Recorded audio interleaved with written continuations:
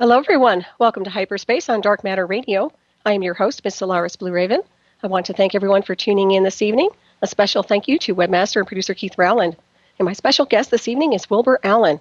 Engineer, inventor Wilbur Allen is no stranger to alien encounters. An alien encounter in the UK at the age of 5 left him face to face with a group of gray ETs. He is a former White House Air Force One engineer for ABC News and a contract photographer for National Geographic. His website is ufodc.com. And please welcome Wilbur to the show this evening. Wilbur, how are you doing? Very well, thank you. Thank you for having me. Oh, it's a pleasure to have you on. I so appreciate you being here tonight. And I'm so impressed with the visuals of these anomalies of UFOs that you've been covering. It's fascinating. And for the audience that is not familiar with your work, could you please go through and kind of give everybody a shakedown insofar as what you've been up to the past years?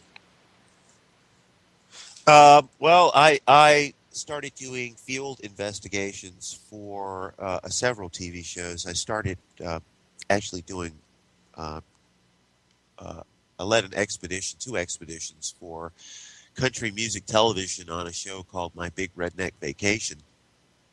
And it was interesting because we went to both Area 51 in Nevada and Sedona, Arizona, and in both locations in 2012, I documented and photographed these rather unusual, large extraterrestrial aircraft, which without a doubt, at least based on my physical examples and what I experienced in the desert, clearly indicated that they were not humanly manufactured. And then I'm on a TV show called Uncovering Aliens, which is produced by the BBC and aired on the Discovery Channel, Animal Planet, and the Science Channel. And it's essentially basically the same thing I did for Big Redneck Vacation, except in the production for the BBC, we actually went out and attempted to recreate and locate the anomaly that I photographed while filming for My Big Redneck Vacation, and that's indeed what we did. But it just turned out to be absolutely abstract because the documentation continued, and on the second expedition with the BBC, I was able to video objects just suddenly materialize into the airspace and fly around, and then hours later return to the same area in which they materialized and dematerialize on video. So we're able to document the continual physical activity of unknown origin with the UFOs that are indeed in Sedona, Arizona, which from my research shows they originated, or at least are indeed included in Area 51, Nevada. Wow, that's incredible. Yeah, and didn't you say those two areas are connected through an underground tunnel somewhere too? There was an underground tunnel. What was interesting is that in around Groom Lake are U.S. government security sensors, which are indeed same security sensors that are placed around the White House, which determine if there are any intruders in and around that area. And at the Bradshaw Ranch in Sedona, Arizona, which was U.S. government property, were the same security sensors that were placed in and around Groom Lake Area 51, except now on the property of the Bradshaw Ranch, which there is a tunnel which connects the Bradshaw Ranch to Area 51, which is 1,000 miles away. Wow, that's really, really incredible. And so far as I know that when you appeared on Uncovering Aliens, did they send your photos to a lab for confirmation? Is that what they were doing? They sent it to a film lab that is used by the U.S. government, a forensic lab for visual analysis of crime scene video and, forensic photographic evidence used by devices that law enforcement uses to capture events. And those individuals that did the analysis looked at the samples that I submitted, and what was cut out of the program was in showing the material that they did confirm was indeed a reality. What they didn't say or show in the sample was that the samples that I sent them had metadata encryption associated to them, and with the metadata encryption, it indeed showed without a doubt that those photographs were unaltered and untampered, which is what the purpose of their analysis was supposed to show. Yeah, that's pretty interesting. I noticed that, and I found that whole whole investigation. Very, well, just blew me out of the water. I was checking into your sound here. We're just double checking the sound. I want to make sure we did have a little issue on Skype earlier, so I want to make sure you're okay. Are you hearing us all right there, Wilbur? I hear you very well. Okay. So we'll just go with it and see how it goes. We can always call your cell phone, I believe. Okay. Yes, you can. Yeah. So it looks like we're going to be okay here. All righty. And you also come from a military family, correct?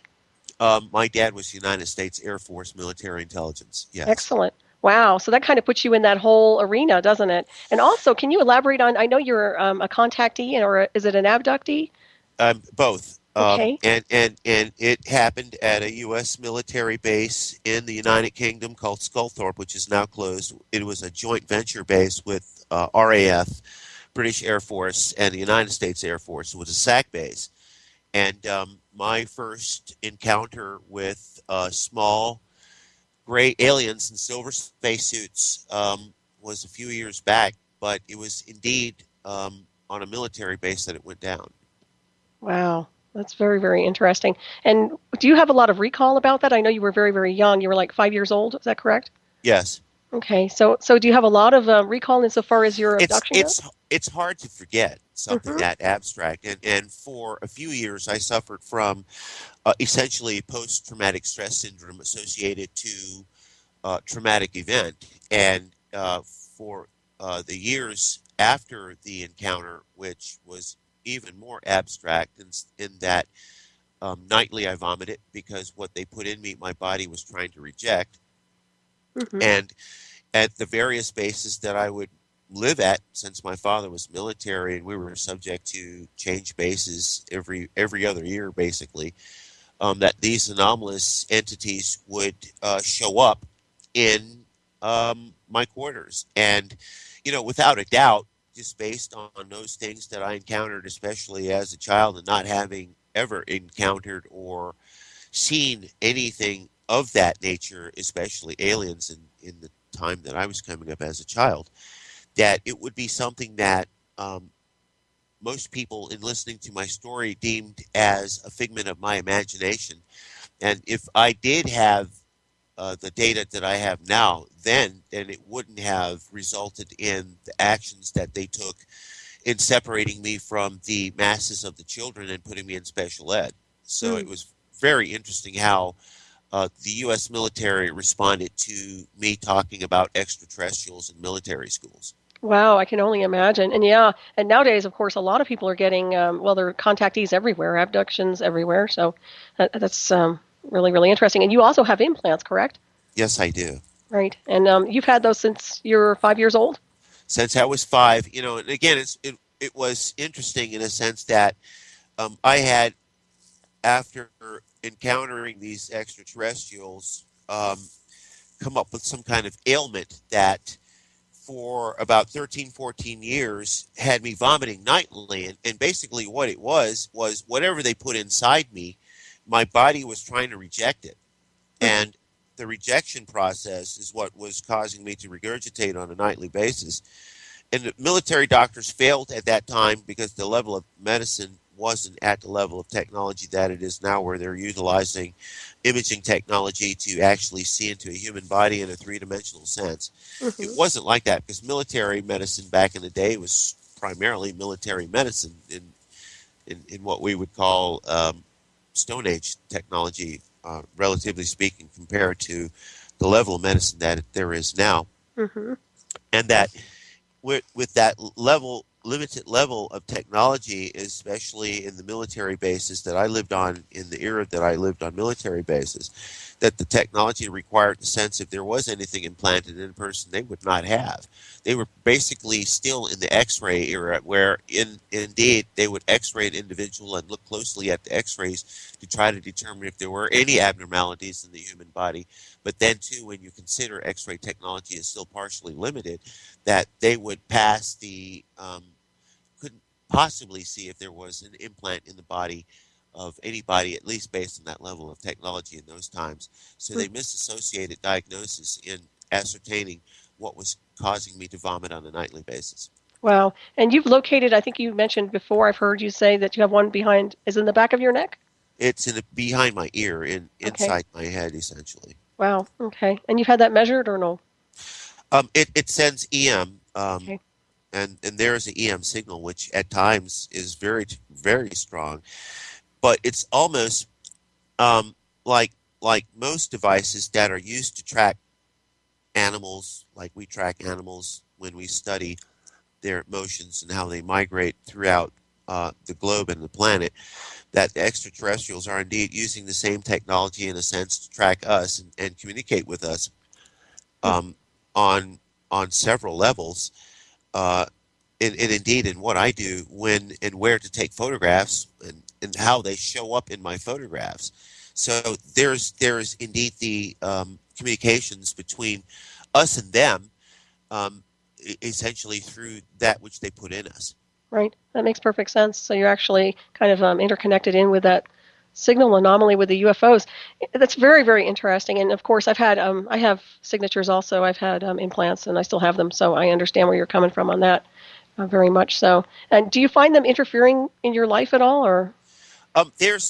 There are instances where indeed, for example, I lived in Los Angeles and worked in the motion picture industry, and on one or two occasions, there were two occasions where if it was anyone else, they would be dead, but instead, where there was indeed absolute disaster and catastrophe associated to an event, there was not. And what was even more abstract in those events, it seemed as if time stopped for me and that I was able to walk to freedom while everything around me was suspended, just like in episodes of the Twilight Zone where time stops, Hmm. exactly like that. And turn around and time would resume, and the car that lost its brakes at the top of the hill at Sunset Boulevard crashed down the hill, and the people and the occupants in that car and other cars also expired from that accident. But I was able to stop absolute death. And believe me when I tell you, there's nothing like standing and looking in front of you and seeing the grill of a car directly in your face, Mm. except it stopped. Wow. Like stopped. And you see and you look around and see birds stopped. And then you walk to the corner and you turn around and time resumes. It happened twice like that in Los Angeles. And without a doubt, it said to me that there was something monitoring my presence. Hmm.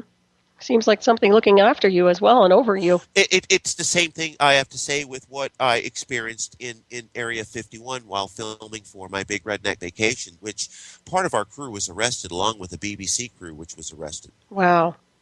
And in my expedition into Area 51, I separated myself from the actual TV crew and walked into the desert and started taking pictures, not of Area 51, but of the airspace above it. And in my photographs, I photographed these two objects, one of which materialized, the other which was already in the photographic sample, slithering like snakes, slithering in a sense that that type of aircraft motion would clearly indicate that whoever the pilot was would be subjected to extreme amounts of G's, which is not humanly possible. But it showed this object slithering like a snake, but as it was being photographed, it was sending me a signal and telling me to get out of Dodge and pack my stuff and leave. And I did immediately comply to the message that was sent to me by whatever this object was that I was photographing in my airspace in Groom Lake. And within a moment of getting back to my crew van and getting my gear into the crew van is when the security personnel arrested the film crew from Big Redneck Vacation and the BBC. Holy cow. And were they trespassing? Why were they arrested?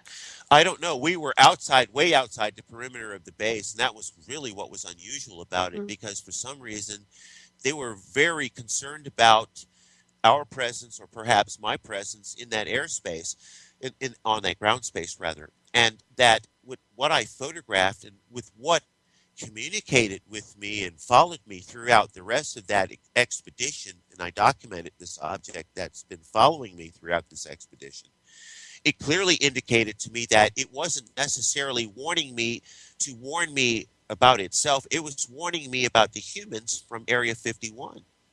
Oh, And wow. I got out of there with the physical samples, which clearly showed that, which the White House is joking about Area 51 being a regular base, which it is not. And it showed the physical samples that I photographed were consistent with the physical samples that I photographed in Sedona, which were consistent with the physical samples that I photographed in Shreveport, Louisiana, which were consistent with the physical samples that I photographed over my house 7 blocks from the White House on a nightly basis. Wow. So this is continuous. I mean, it's every day, every night? It has been every night based on my physical documentation, and some nights that I don't document, I know that they're still there, but nevertheless, the nights that I put my camera in the same position, I always put it in on my reference point at my home here. It shows without a doubt the same activity on a nightly basis, which indicates that there is indeed, based on the physical samples, the very strong possibility of an extraterrestrial base in and around the Washington, D.C. area. Oh, that's incredible. And also, everybody, please check out Wilbur's website at ufodc.com. And all of these pictures are there, correct? Yes, I they was are. checking them out. They're phenomenal. So I wasn't sure if there was another location you have your. They're all chapters. They'll see that there's a picture. If it's on the main page, if you click on a picture, it generally takes you to the chapter that picture is associated with. And there are 63,000 photographs in that website. It's amazing. Yeah, it's just incredible. Yeah, please check it out, everybody. You'll be blown away by it. I was staring at it for hours. It was really, really interesting. I can imagine. It's years of research, and it's without a doubt what I was able to do with the physical samples that I was able to capture both with my camera and other individuals around the world and the United States that captured essentially the same thing is connect the dots. And we show with connecting the dots, there is a form of comparative analysis that can be performed to show that indeed that whatever we are imaging and wherever we are imaging these objects, that they are the same level of technology. Mm-hmm. Yeah, exactly. And do you get a psychic telepathic communication to go outside at a certain time, or do you just, how is that working? They tell me when and where to do it. It's amazing. So you definitely are linked into that collective, it would seem. Oh, absolutely. Yeah, that's wild. And there is word of Area 51 has relocated a lot of their technology. Is that correct? Do you know anything about that? They may have, but based on my physical samples, that extraterrestrial technology is still there. Lots of it. Mm-hmm. Wow.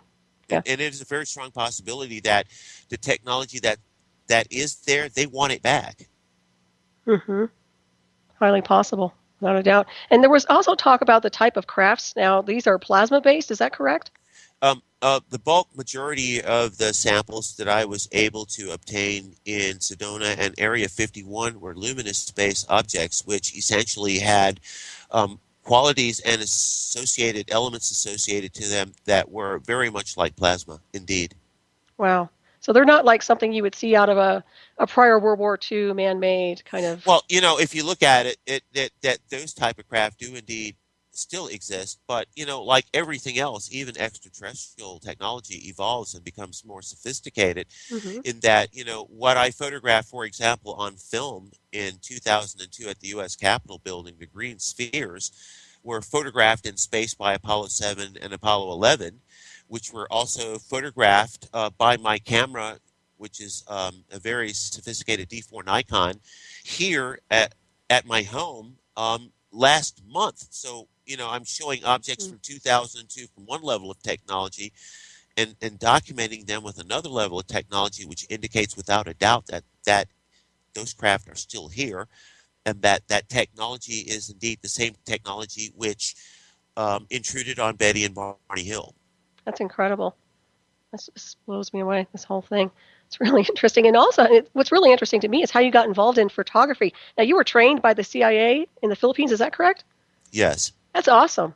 That's kind of interesting. Well, isn't it? What are they going to do? I mean, my dad was in military intelligence, and he was constantly shipped to Vietnam for whatever he did in Vietnam. And while he was away, and what kid listened to their mom?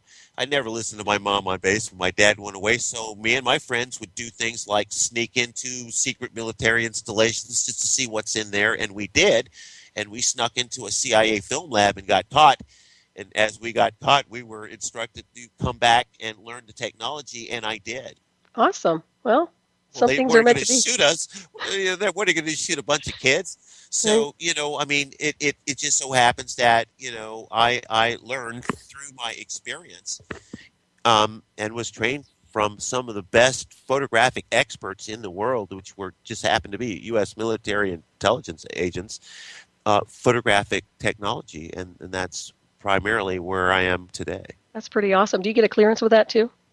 Well, I think most of what I did, especially since I came from a U.S. military background and seeing how I am a former White House Air Force One engineer, Mm-hmm. that I think that clearance came with the experience that I had in being raised on U.S. military bases. Yeah, exactly. Well, what I find interesting is with all this background you have, how is it that DC kind of ignores the UFO anomalies? I mean, and I would say, are they in denial of these things?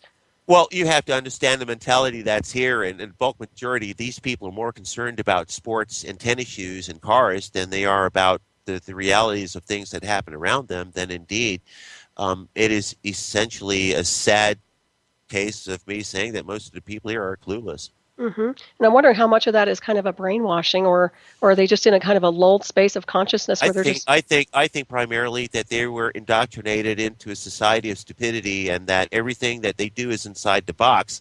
And as Mm-hmm. long as everything works fine inside the box, then everything is fine. Mm-hmm. That's sad. Very Yeah, sad. indeed. And I was going to ask you about the chemtrails. Now, I notice chemtrails where I live out here. If you have chemtrails in your location, do you still get pretty good? Obviously, you're getting good photography. You're getting good pictures. Well, I'm getting objects, and I documented something which I really am not supposed to discuss just yet because it hasn't hit the airwaves.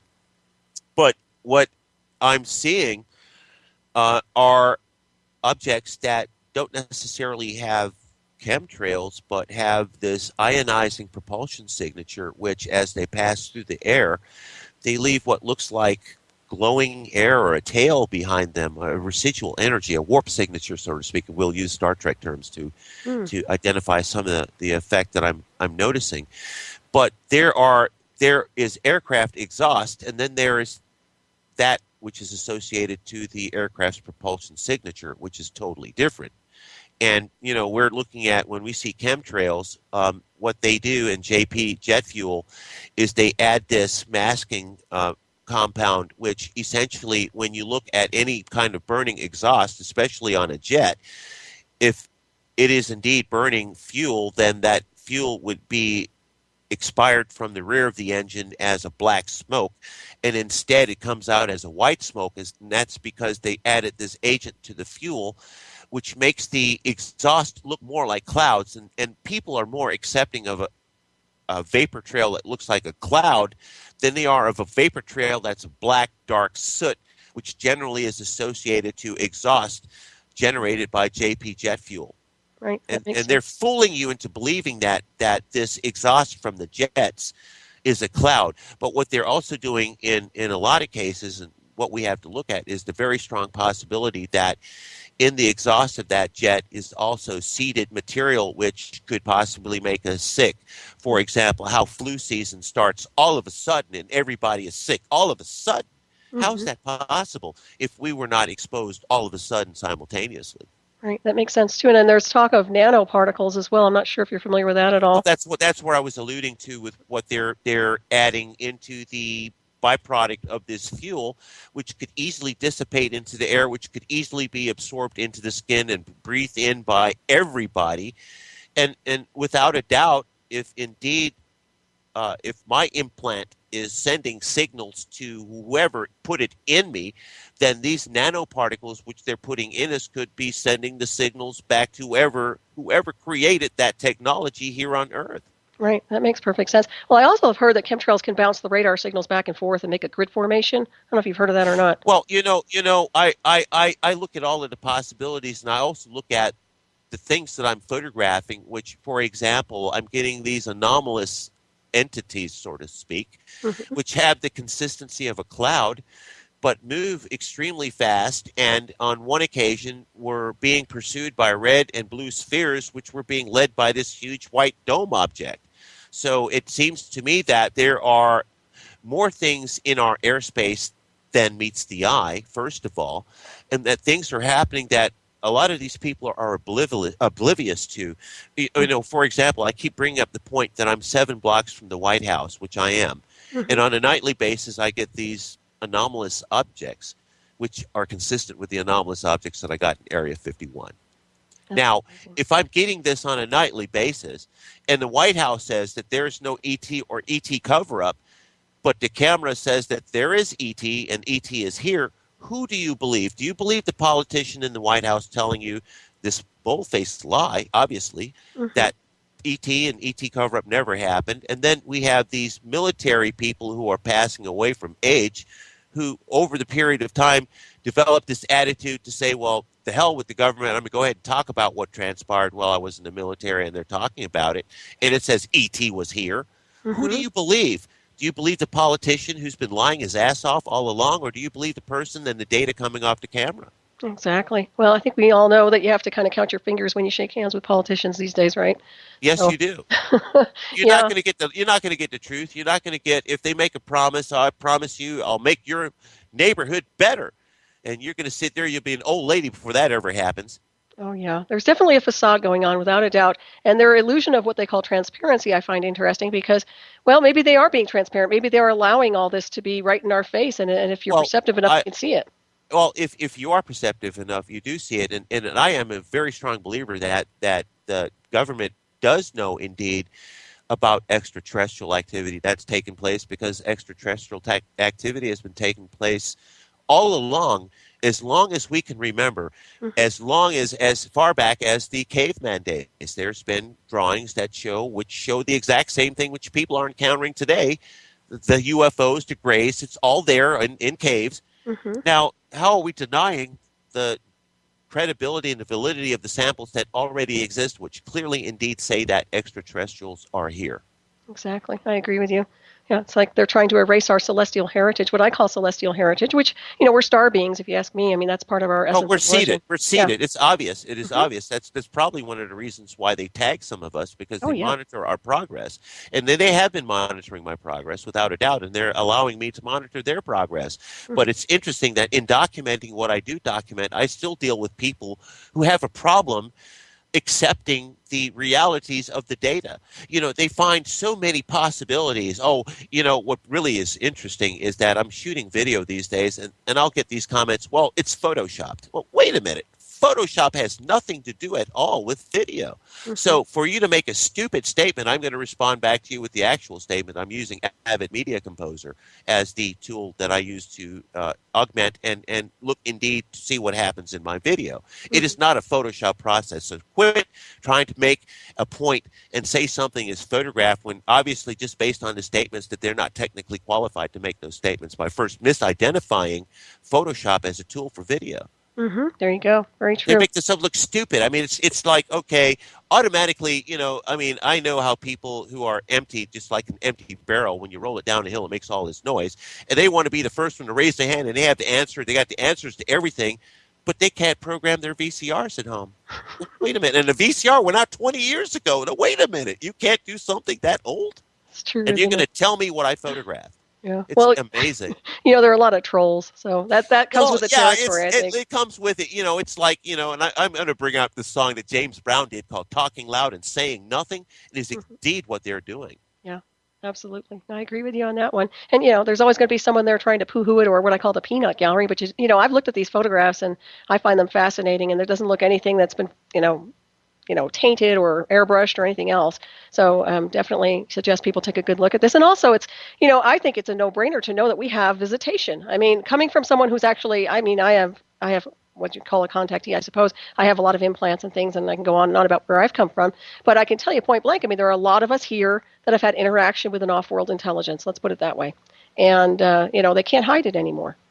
So it's just the way it is. But I was going to ask you, when did you start noticing these craft anomalies? What year? Are you there? Uh-oh. Uh-oh. We're having a problem here. Let me see if I can get everybody back. Bear with us. This is live radio. Let me get him back. Hang on, folks.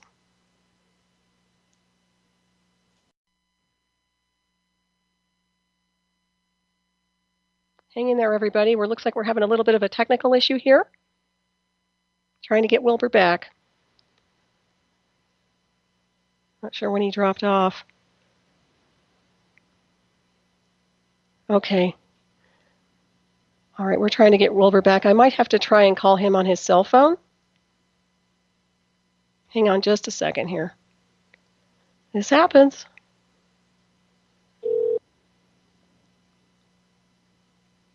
Live radio. Gotta love it. We'll get him back, folks.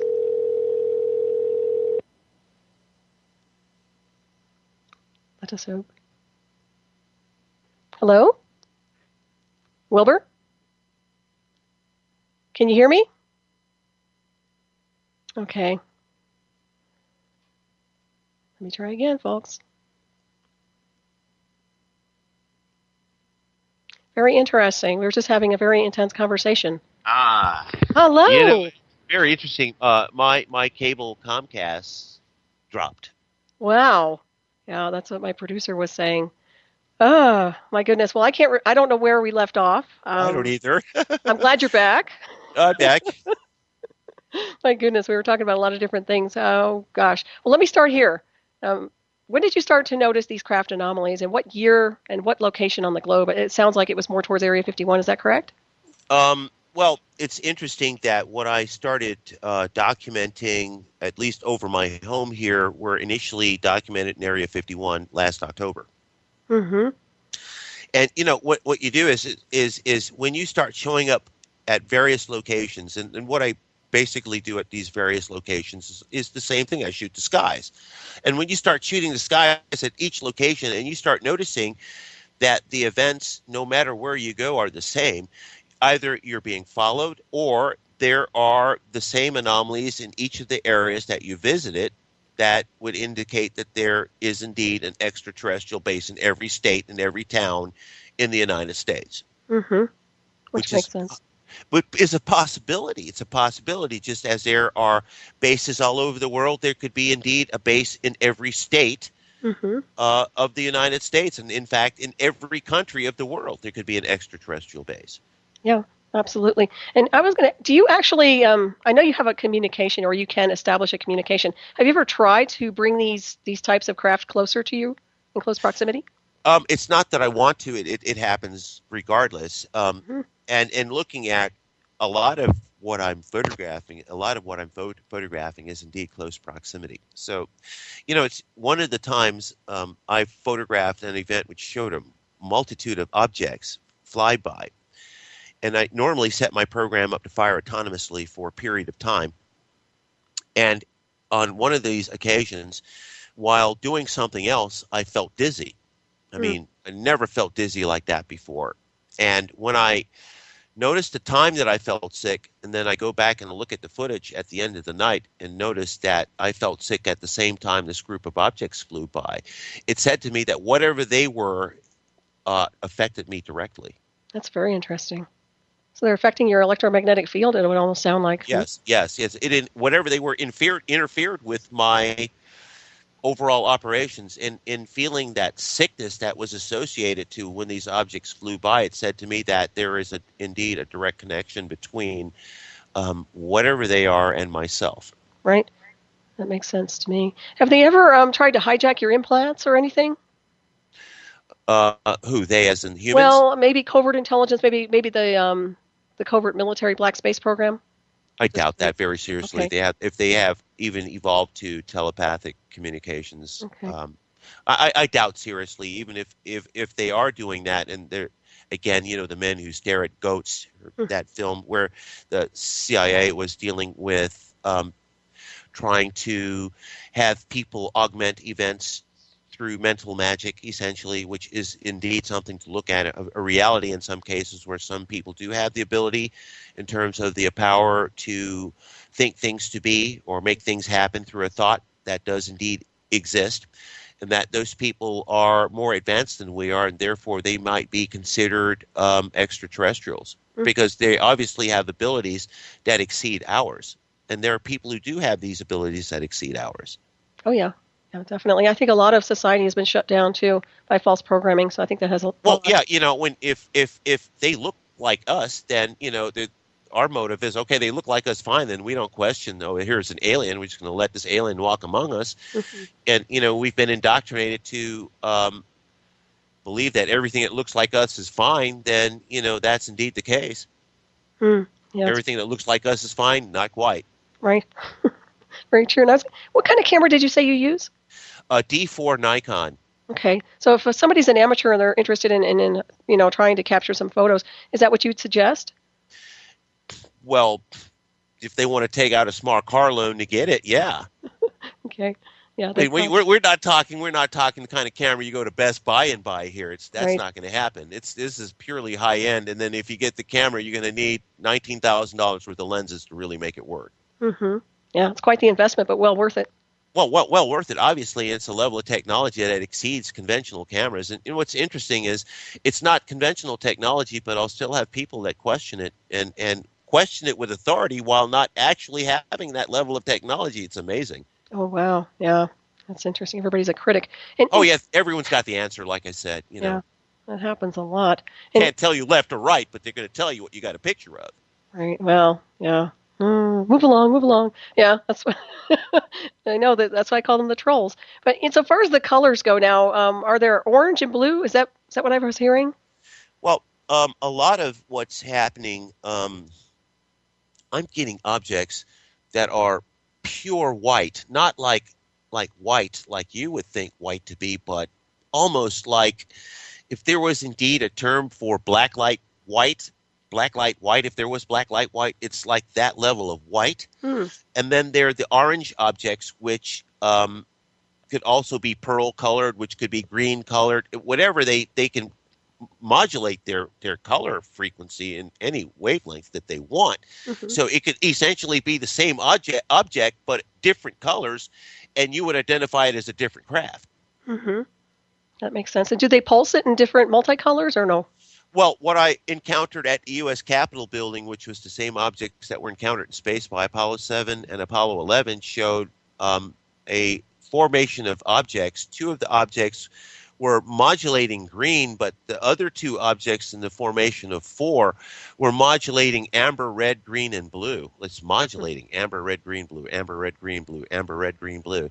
And, it was indeed that rare modulating sample that was a 100% match to the photographic evidence taken by Betty Hill, which Mm-hmm. they said were photographic blotches in a lab. Which, wait a minute, you're going to tell a person that what you're looking at, since you're not familiar with, is a lab error. So the first thing out of your mouth is an error anyway. So it discredits a credible sample. Mm-hmm. They didn't have any basis of analysis. So now that there's a basis of analysis, all of the data is credible.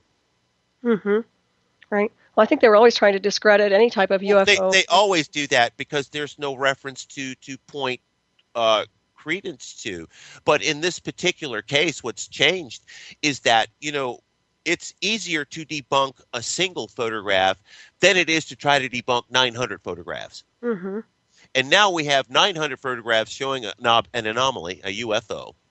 And those people who had the answers while it was just a singular frame, they sit there with their fingers. I'm going to say something else. They sit there silent, Mm-hmm.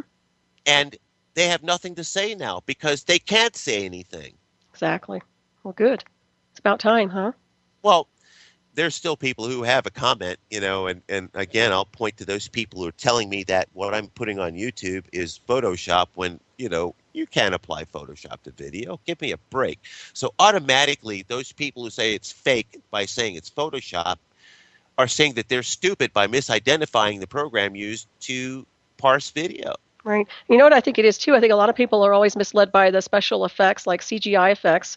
Maybe they, Well, you know. well, Oh, go ahead. if that is indeed the case, then, well, I've had people tell me, well, okay, this is CGI.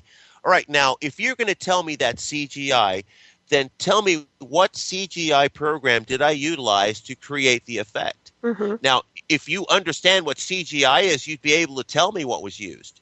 Right. That's But true. don't tell me CGI and not be qualified to do so.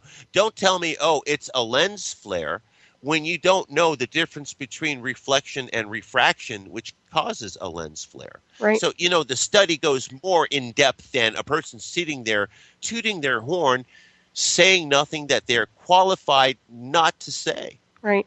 Yeah, I agree. That's very well said. And you talked a little bit about how you were able to capture an image of a cloaked craft.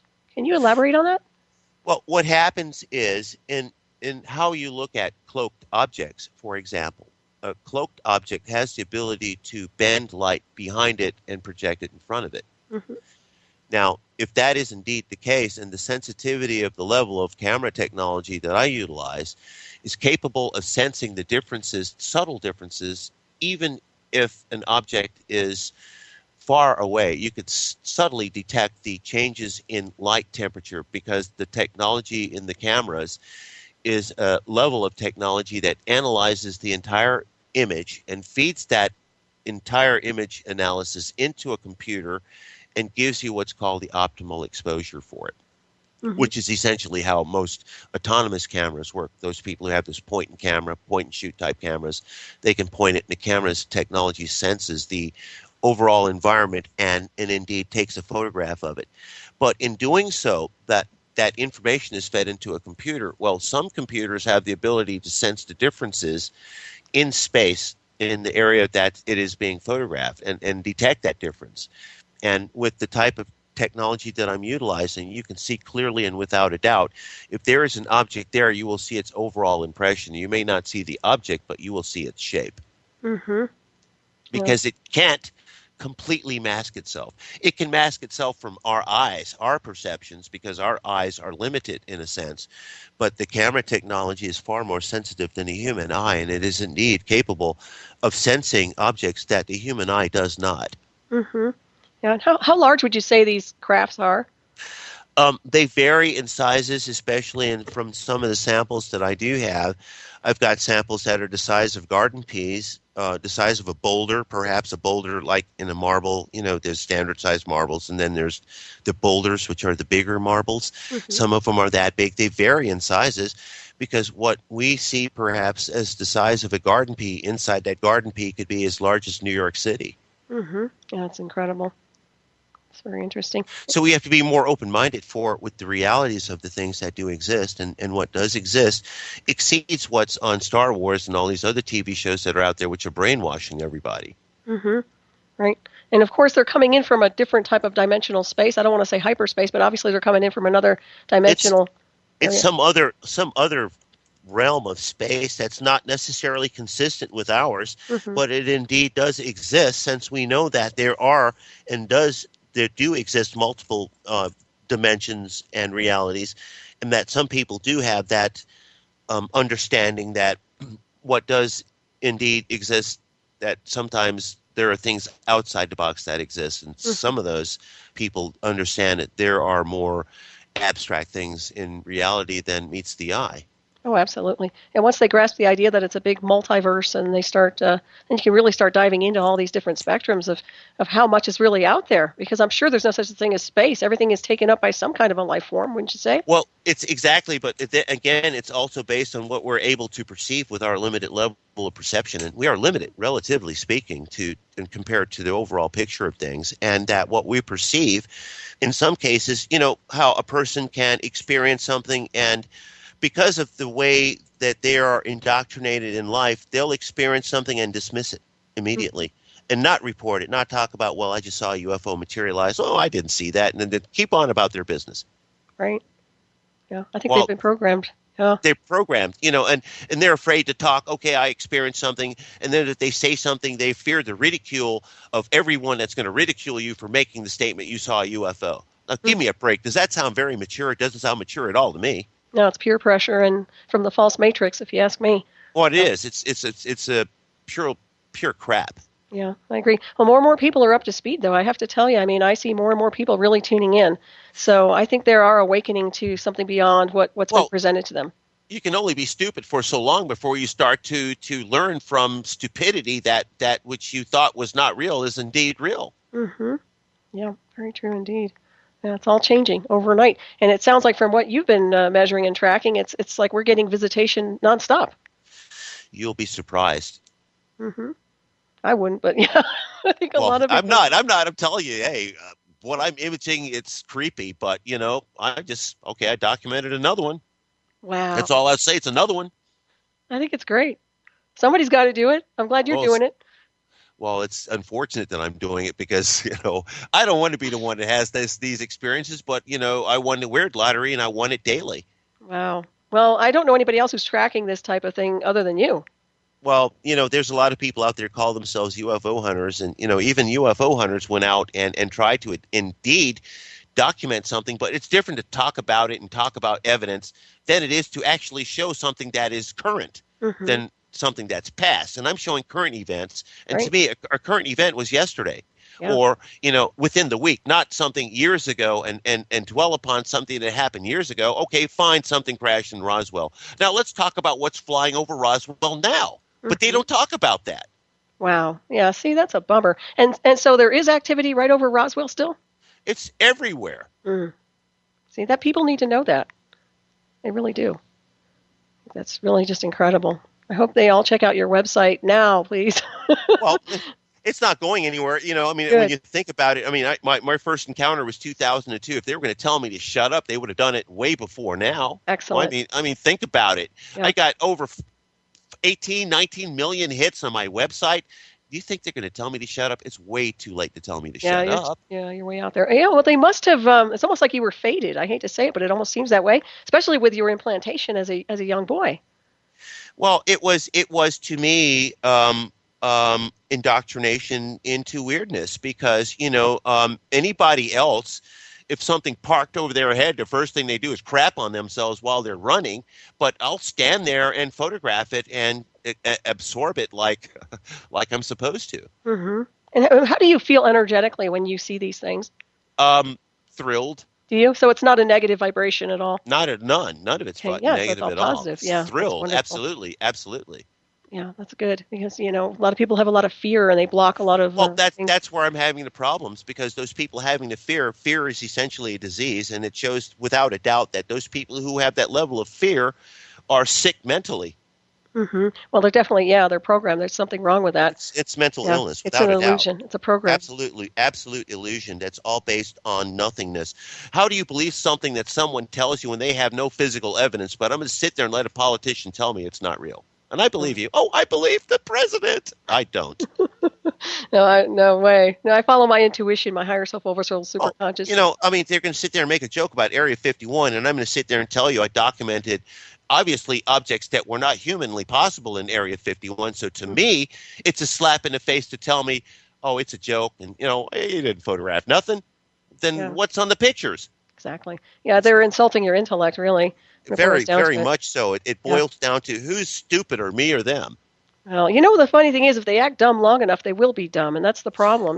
Well, I mean, that is indeed what they're doing, is playing on people's lack of intelligence, hmm. playing as a pun, being people being dumb, so to speak, at lack of intelligence.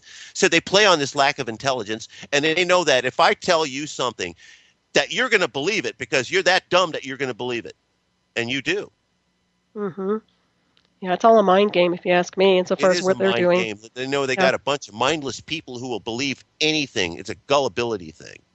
Yeah, I agree. But well, a lot of us are awakened. I'll tell you that much. And people that I communicate with are way, way advanced. I mean, they're really up there in consciousness, so they're knowing what's going on. And so the good thing is you have the documentation out. You've got these incredible photographs that, I mean, very, very difficult to dispute or discredit, if you Well, ask me. hey, listen to me. They're still trying, so it's not like very difficult. I mean, you could see that just based on some of the comments on my YouTube channel, that there are people out there, they're hell bent to, no matter what, even if they're going to tell you that their mother told them to do so, that they're going to make this fool out of themselves to try to make you look stupid.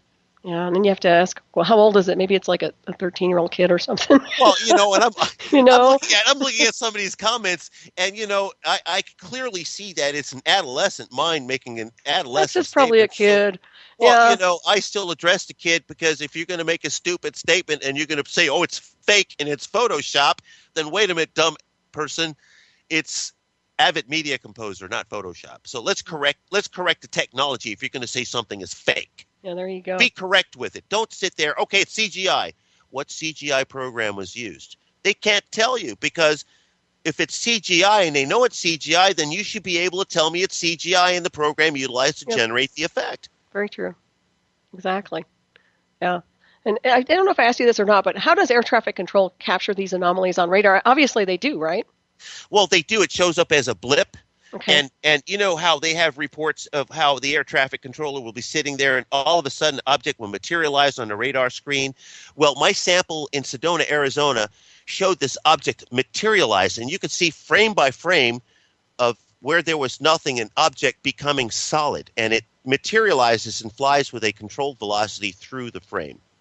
Now, I have people on my YouTube channel telling me that is a meteor. Now, wait a minute. Meteors, first, don't materialize.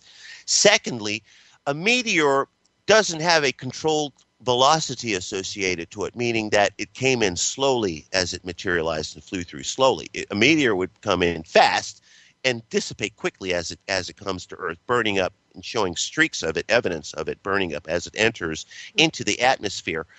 And then it doesn't show a meteor fly and then disappear. I mean, and that's what my physical samples show based on a one camera filming from a stationary position in Sedona. But I have people that insist, no matter how many times I documented the same thing, and I had a multiple camera shoot going on this, and 2 cameras captured the same thing. So if both cameras captured the same thing, showing the same thing, then it couldn't possibly have been a meteor. Yeah, but you get these people who just look at the comments. They're just LOL. They got LOL all through it. And, you know, LOL means laugh out loud. Well, I'm laughing out loud because LOL to me says that you're absolutely stupid. Right. Well, you have to ask how many people are actually paid to be trolls to kind of troll around on people's YouTube pages. Well, you know, they do that. And you know what? If they're paid to do that and make themselves look stupid, then I have no problems exposing the fact that they are stupid. Because stupid people make stupid statements. And if you're not intelligent enough and if you don't understand the technology and you're going to put your foot out there and claim that you're an expert and say something is fake, then I'm going to stick it to you and show you that you're a fool. Yeah, exactly. I find this whole thing very fascinating myself. You mentioned something about wormholes. You know, it's interesting. The initial documentation that I photographed of the green spheres at the U.S. Capitol building showed that this object started oscillating in 3 dimensions, meaning X, Y, and Z. This film sample, which is film, not digital, shows this repeating pattern in multiple dimensions on this film sample, and it shows us what is equated as a digital template on the film. And if film is indeed analog, which it was processed in chemistry, then we shouldn't see blocks. And what this photographic evidence shows is blocks. And essentially what it did was it started oscillating 3-dimensionally. As it started oscillating, it generated this hole, which opened in front of it. And the camera documented the oscillation process. It also documented the object entering into the hole. It documented the object in the hole, which said to me that it was photographing the object on the other side of wherever it entered. Wow. And when I showed the sample to my associate, Dr. Edgar Mitchell, who was the Lunar Excursion Module pilot from Apollo 14, he did indeed confirm and concur with the data, because those events transpired on the moon also. Oh, really? Can you elaborate on that a little bit? Well, they would have lunar missions where astronauts would say an object would suddenly appear in front of them. Suddenly appear. Well, that's something just suddenly appeared. They're joking around and just listen to the dialogue. And then it would disappear. And then it would reappear in another position in space. It's the same events, except what Apollo astronauts documented on the moon are now taking place on the surface of Earth. The same technology. That's fascinating. That's really incredible. Do you think it has anything to do with vibrational frequency, the opening and closing? You know, I'm starting to notice that with the use of advanced technology, like they're using these atom smashers, for example, to look for dark matter, the Higgins-Boggins, whatever the hell they're talking about. And in doing so, they're opening doors to other dimensions and allowing other objects to enter when you think about it. And some of the objects that are entering are exceedingly more advanced than meets the eye. I mean, it's not like we're looking at Star Wars spaceships anymore. We're looking at these plasma-based orbs, all with consistency and all that move with intelligent manner. So if they're moving with consistency and with intelligent manner, then we can conclude that without a doubt that is indeed an advanced level of technology that exceeds ours. Mm-hmm. Just Very think much about so. it. But most people want to believe that whatever they're photographing or whatever they're experiencing is a naturally occurring phenomena, which it is indeed not. Exactly. Yeah, there's definitely a lot of different kinds of anomalies coming and going across the globe. If you ask me, there's a lot Absolutely. happening. Just look at Newfork. I mean, Newfork has reports from everywhere, and you look at the reports, and they're all consistently the same. Mm-hmm. So that says that whatever these objects are, that either there's lots of them, which indeed is the case, and that they're everywhere, Right, and completely saturated. which is indeed the case. And riddle me this: what? And then the question is, why are they here? What is? Well, we can't answer that. I mean, I can't personally answer that myself, other than I can show you that they're here. Mm-hmm. But I still have to deal with people that want to know why, even though they're seeing the fact that they're here, and I can't answer that. Mm-hmm. I can't give you those answers. It's one thing to say, okay, these objects are here, and I'm showing you and saying that they're here. But as far as where they're from, what they're made of, who's piloting them, I can't tell you any of that. Mm-hmm. Right. But they expect you to know that. Like, how the hell am I supposed to know what I don't know? It's very interesting. I'll tell you what. I find this whole interview fascinating. I'm so glad you're here with us tonight. And we are heading for a break real quick, everybody. So stay tuned, and we'll be right back with my special guest. And so we'll take about maybe a 3-minute break with Wilbur Allen. We'll be right back.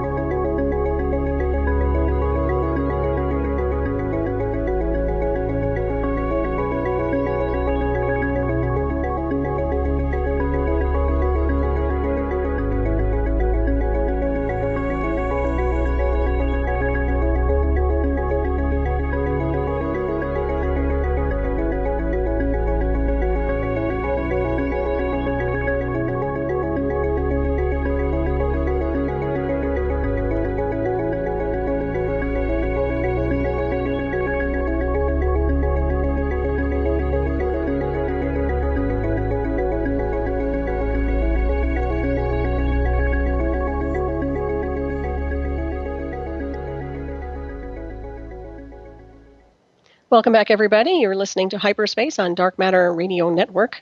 And I'm here with my special guest, Wilbur Allen. And we're discussing all sorts of very interesting UFO anomalies and UFOs that Wilbur has captured that are just fascinating. And Wilbur, are you with me? I'm still here. Excellent. All right. You sound good. Line sounds good. And so what are your neighbors up to? I mean, you say you live, 7 blocks from D.C., from the Capitol, is that correct? No, from the White House. Okay, so you're 7 blocks away. And are there other people that actually witness these anomalies at all, or? Actually, it's interesting. Nobody even concerns themselves with it. And, for example, my neighbors, who are very familiar with my work, that look at my work daily, they do express concern in a light manner. And it should be taken lightly, because even though I am documenting it nightly, nothing is hostile about it. It's just the same documentation constantly. Mm-hmm. So it says whatever they are, they're here. And obviously, if they were hostile, they would have shown their intent in hostility prior to me documenting any of this, and a lot of it people would have been hearing about, obviously. Mm-hmm. But Yeah. they're here, and I think the government knows they're here. I think the government is in dialogue with them, because how can you not know that something is in your airspace, and with the level of technology that we have, especially at our current level of technology, that we should indeed be able to see without a doubt that they're here. And a lot of what is seeing, you're never going to hear about, because a lot of that gets marked classified. Mm-hmm. Exactly.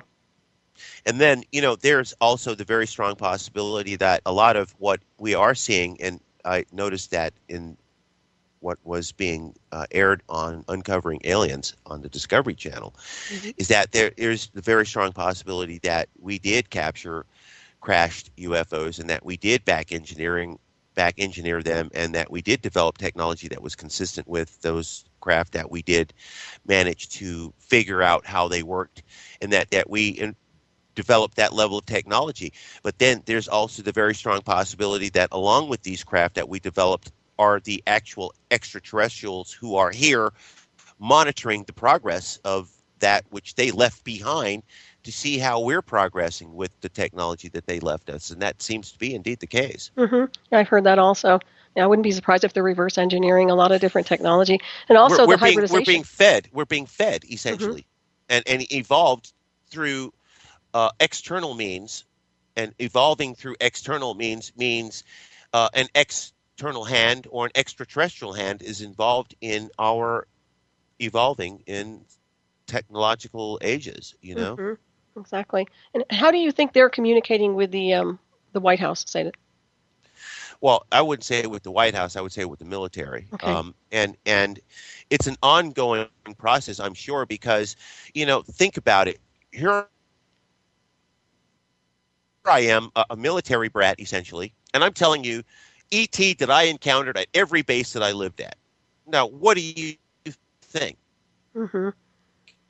Exactly.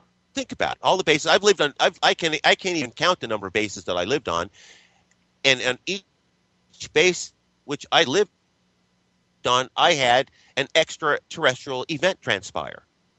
Mm-hmm. So to me, you know, with that level of communication and contact, that without a doubt, if I was having that level of communication and contact, then somebody else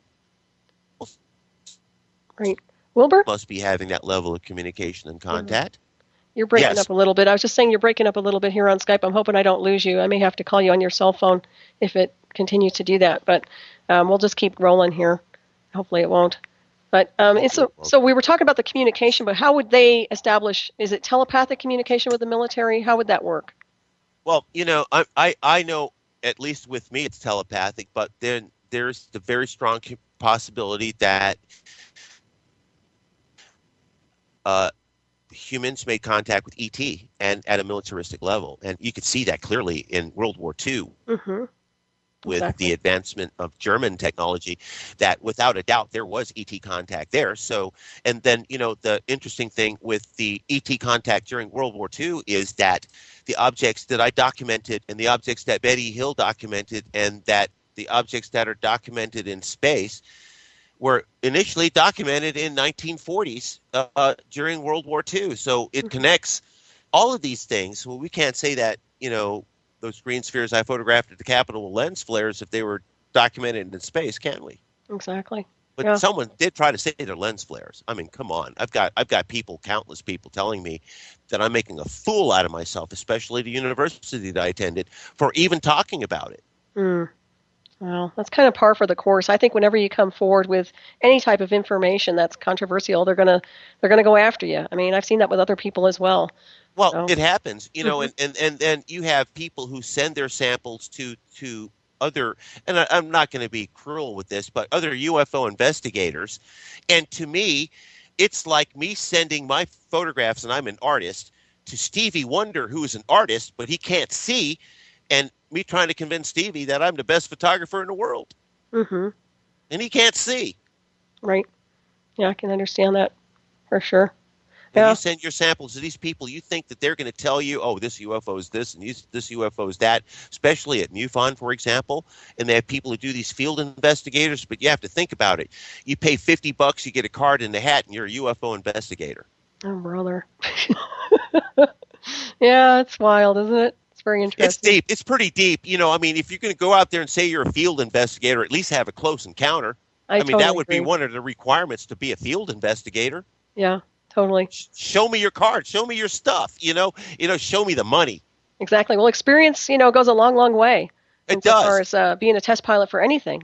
I totally agree with that. Exactly. If I'm going to sit here and tell you that I had extraterrestrial contact as a child and have nothing to support my statements to base it upon, then you would think I'm a nutcase like the rest of these people out there talking the same stuff without any physical samples. You definitely need evidence, that's for sure. But yeah, I mean, I understand where you're coming from. I have a documentary out on the covert technology and also on implants. So, yeah. So I do, if when you have physical evidence, it's hard for them to poo-hoo anything once you start showing. But you still have these individuals that make the attempt. Oh, yeah, absolutely. There's always going to be that, though. There'll always be the trolls shadowing, and trying to debunk. Yeah, I know. But, that's, what are you going to do with them? Well, you can't. You get to grin and bear it because it's part of the course. Exactly. But you have to stand your ground, so to speak, because there's only so much crap you're going to allow somebody to dish on you before you start dishing the crap right back to them. Oh, I totally agree. Yeah. Yep, exactly. You hold your ground just fine, though. You've got a lot of passion, I can tell. I try to because, I'm not going to sit here and make a fool out of myself, which a lot of people think I'm doing, without at least having some kind of study to base my conclusions upon. Exactly. Yeah, I think that, do you get, obviously you get positive feedback as well, and you also... Well, look at the fact I've got Apollo astronauts, I've got launch administrators, I've got major people on my ship. Mm-hmm. So with acknowledgement coming from a completely different level that really counts, to hear people who are clueless say something absolutely negative, I take it for what it is worth, absolutely nothing, because it says to me that there's a stupid person trying to toot their horn. Exactly. Well, there are plenty of those around, I'll tell you that. There's a whole bunch of them. Think about it. All these sheeple, they're told what to do. They do everything the same. They act the same. They LOL the same. They do everything the same. Mm-hmm. What is this, a clone society? The Stepford people? It might be. Be careful with the clone, because a lot of them seem like clones to me, or even zombies, so we have to be careful. Well, I mean, even then, zombification, when you deal with that, we're dealing with a mindset that is clearly like a Borg, a drone, and all of these people have this Borg mindset. Mm-hmm. Yeah, there is a collective of some kind going on. Absolutely, it's I hate to say it, but birds of a feather. But once you see a stupid person in a group, then you can bet that the rest of the group is stupid. Well, the good thing is, say that, God. Well, it's an assessment, it's an observation, and the good thing is you have your work out there, so let the wise ones take a good look at it and understand on a higher level. I mean, obviously, if people aren't in tune, they're not going to understand anything, so there's really not much you can do to change that. That's the whole point. That old saying, leading the horse to the water and making it drink, you can't make a person drink that water, or a horse drink the water if it doesn't want to, and, I'm not going to sit there and try to persuade you. Yeah, exactly. They don't have the ears to listen, and they don't have the eyes to see. Hey, I'm moving on. I move on to the next, because to me that is a waste of time. Yeah, I agree, for sure. So have you actually had any record of an extraterrestrial observed in association with these crafts? Right now, most of the documentation that I do have is photographic. However, I do wake up places that I'm not. That's interesting. Yeah, that's the interesting Can you part, elaborate on that? I will, like on the last encounter that I had, which I woke obviously not here at home. I just documented the green spheres at the U.S. Capitol building in 2002, and one night shortly afterwards, I woke up and I could see myself. And it appeared that I was being lit, but there was no light source lighting me. And when I looked towards where there should be a window, if there's a power failure in the house and a power failure in the city, you could look out your window and see portions of the city that are still illuminated because there would be this aura associated to the part of the city that does still have lights. You know what I'm talking about. If you drive away, you could see the city lights at a Right. distance. Mm-hmm. So if there's a power failure and you're in the city and you look out your window, you should be able to see some kind of ambient light. But when I looked, I could see absolutely nothing. So I knew I wasn't home. Then I would black out and I wake up again, obviously in the same location, but in a completely different environment, because now I would be on what appears to be some kind of metal table, and that there are these beings which kind of look like humans, aliens, and hybrids kind of like mixed, looking down at me as if I'm being observed from a medical school during a medical procedure. Wow. That's recent too? 2002, that was about 10 years ago, was the last time that at least I recall being taken away. Wow. Recall being taken away, because sometimes they'll take you away and you won't even know it. Yeah, we have to watch our G-Lamp. Yes, I know. You're good. You caught yourself. I caught myself. So that's interesting. So you do get the missing time, which of course... I got missing time that just, it's mind-boggling. But, what do? You continue because you can't dwell upon it. Right, exactly. You keep going. And what about false memories or implants? Do you have any false screen memories? None.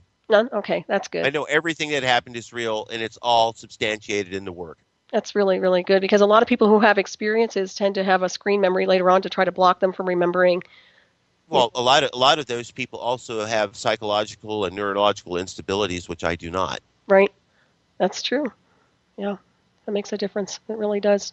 Well, some people, through the experience, it is indeed traumatic, and some people respond to it in a traumatic manner and become psychologically elusive and unstable. Right. And you could see that in like Fourth Sense or whatever that Fourth Kind, whatever that movie was called, and the other films that deal with extraterrestrial visitations.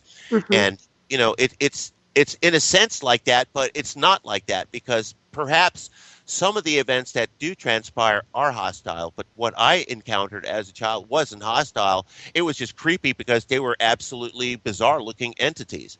Right. And did you say they were grays, right? Yes, okay. In silver spacesuits. And to me, they looked like adults because as a child, they were my size. Wow. That's really interesting. It had the big eyes, too? Big eyes. It was a match to the report that the FBI put out of the occupants of 3 crashed flying saucers in New Mexico in 1950. Well, that's interesting. A 100% match. Holy cow. Yeah, that's very interesting. Wow. Did you ever write a book? I have several books on the market. UFO Forensic Files on Amazon. Okay.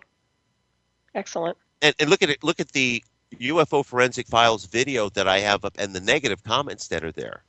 Well. Negative comments, and it's interesting that one of the comments was made by an individual that was the chairman of the school I went to. Oh, really? It's very deep. The politics of everything goes deep, especially when you bring to the table in an academic environment something that's outside the box. And a scientific discovery that is extraterrestrial, that couldn't be substantiated by faculty because not one of them is an alien. Well, that's the basis when you do get your PhD, when you start talking about, advanced education, and essentially advanced education is based on work that already exists. Now, you're bringing to the table study of extraterrestrial or exo politically based subject matters. And when you deal with that at an exopolitical level in an environment that doesn't necessarily agree or believe in extraterrestrials, then you have a problem. Right. Yeah. Well, they only know what they've been programmed to learn, and unfortunately, there's a lot of censorship, even with the best colleges and schools. Oh, it's absolutely censored. It is totally censored because academics and curriculum is based on something that's inside a defined box. Yep. There you go. Absolutely. The real learning, you have to roll up your sleeves and dive into the multiverse to really understand the language. It's not going to happen for a lot of them. Oh, no, not at all. And that's why you get the controversy, you get the opposition. Oh, you get it. And it's interesting. They told me to sit down and shut up and that nobody would confirm the data. And here is people confirming the data. Exactly. And of course, you just, like I said, you were just on the television series, which I thought was really good. Now, I mean, what was your impression of doing the series?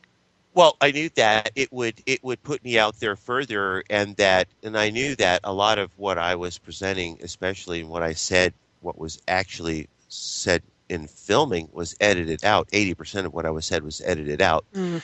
That it put me out there, and that it allowed people to see that there are people that do have authenticated UFO footage, and Right. and there are a lot of people who want it for the life of me for it to be fake, and it did not end up like that. And the person that they had, Mike Barra, who was supposed to be the critic, after meeting with Mike and after showing Mike the data, here's the critic saying, "Oh no, I can't be the critic," because he was convinced, based on the physical evidence, which is the only logical thing a person would do if they're smart at all. If somebody shows you some facts, and the facts say without a doubt what they're telling you is true, then indeed you have to agree with them that the facts are correct, and you no longer become the critic of that. You become the person that's the advocate, and he did. Mm-hmm. Yeah. So, it showed that, and he was extremely impressive, in my opinion, in the job that he did, being the skeptic that he was, because it showed without a doubt that you have to be convinced with undue certainty of the validity of anything that you're presented, especially when it comes to when someone tells you, "Hey, I got a picture of a UFO." Mm-hmm. Exactly. Yeah. And that's what happened. They authenticated all of it. I thought it was excellent. I did catch that, by the way, and I don't even watch television. It's like they authenticated it. Now think about it. Of all the UFO shows out there, how many people have had their stuff authenticated? Nobody. Exactly. It's usually more like they're trying to debunk a lot of the data. They do. They tried to debunk it. Now, here's what's interesting. What was presented in that show was first documented in Area 51. Yeah. And then on the footage that I put up on YouTube, which I had to say, I edited back in what they took out. In putting back in what they took out, it showed the consistency of what they were like. Maureen Ellsbury, in the field investigation, when all the investigators went out to the desert with their night vision technology to see if they could see UFOs, she says, "Oh, I just saw this light fly by and it disappeared." Now, while they were doing that investigation, my cameras were rolling, and my camera did capture the light materialize, fly through, and dematerialize in the frame. Oh, yeah. So Nice. it documented everything that went down. So I cut everything back in. Mm-hmm. So it showed that without a doubt that those people are saying, "Oh, this is all fake," we did uncover aliens in Sedona, Arizona. And what about the night vision? So apparently night vision works, right? Or no?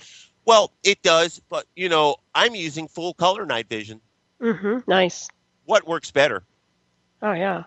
Look at the data. I mean, come Mhm. on. My stuff shows clear skies, stars, the colors of the objects. Mhm. Now, when you look at the same thing in night vision, all you see is a monochrome green. Exactly. Yeah. Now, I'd rather see the real deal in full color than some monochrome green, and the camera technology that I use has full color night vision. Oh, I love it. Yeah, that's much better. Absolutely. I wonder Look why at other the data.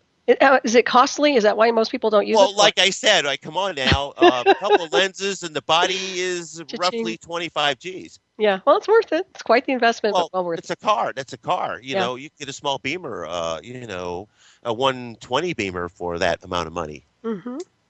Yeah, for sure. You could go to Corvette, a low-end Corvette for that amount of money. I mean, Yeah, it's a you might. car. Yep, it's definitely a vehicle for sure. How many people are go out and buy a car and then buy a camera at the same amount and think, okay, unless you got the clients, it doesn't make any sense, not unless you're going to make a living on doing UFO hunting. And, I didn't just happen to stumble into television. It just so happens that I had the physical data that could be utilized for television that made it part of television. So now I'm in television because of the work, not Right. because, I've been here for a minute and nobody noticed me until now. Wow. That's right, and you're contracted too as a photographer, a videographer. Is that correct? I'm contracted to National Geographic Creative. That's awesome. Yeah, I mean, Great. and then there's people say, "Oh, anybody can get these pages on the National Geographic My Shot," which everybody can. But My Shot basically is a platform for the Nat Geo photographers to show their work like a National Geographic portfolio, which it is. Mhm. So if you're going to think that you're going to put your photography up there and think that you're going to compete with a Nat Geo photographer and not get slammed down because your photograph is amateur or because the technology you utilized was amateur. That does indeed happen. Mm-hmm. It's the big league. If you're going to play in the big league, you must have big league tools. That's right. Makes sense to me. That's for sure. Yeah, don't come with any little products there. No, I was kidding. Well, and it's the little people that always want to be the ones that, the same people that tell me what I'm taking pictures of, that, they'll tell you all of the problems and the errors in what you're doing, but yet won't go out and get the same technology and try to do it themselves. Mm-hmm. Because when they try to do that, they'll find out that they can't. Exactly. It requires thought. Mm-hmm. Oh, yeah. I'm sure. And when you set up at night, are you there all night long? Well, what I do is I don't have to be there all night long because I take a series of test frames. And generally speaking, the test frame is a representation of the video. Mm-hmm. So if I think my test frame is adequate for the shoot, I program it based on the test frame. And let's understand one thing. What I'm doing when I do long-term imagery for the examination of the skies for unidentified flying objects is that a standard video camera has only a limited amount of time that it can video, and that I'm setting my technology up to scan the skies for anywhere from 1 hour to 7 hours, which is a long period of time. And that there are no video cameras that can do in high definition 7 hours of video. Mm-hmm. But the technology I have allows me to do time lapse, which what I do is I program my camera to fire a frame every second.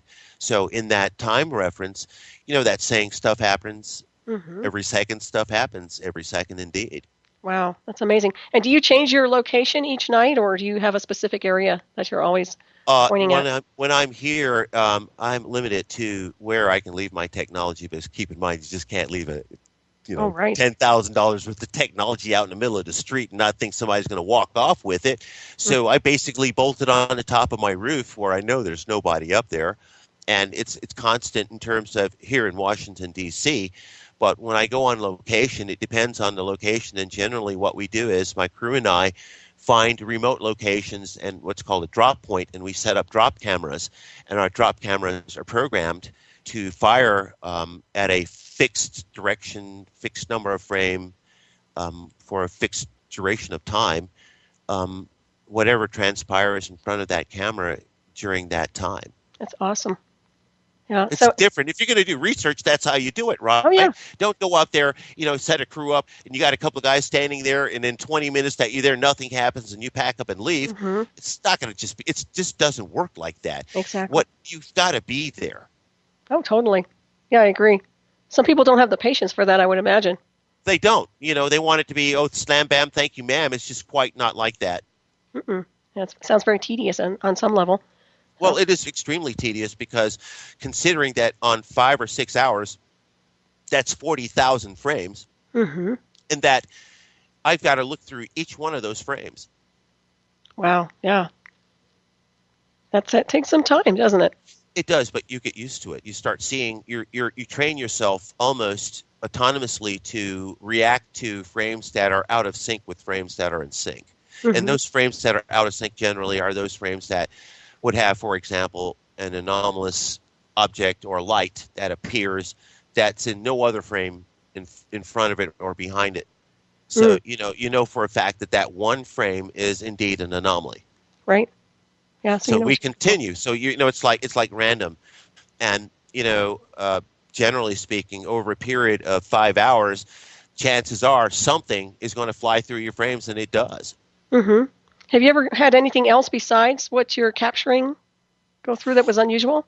I got this black morphing entity, and on several occasions, it's kind of creepy because, here's a camera that's designed to photograph even the subtle changes in light density at night, and I'm imaging this black mass that has transparency associated to it. And, it has various shapes associated to it. But on one occasion, it passes extremely close to the lens as if it's looking at it.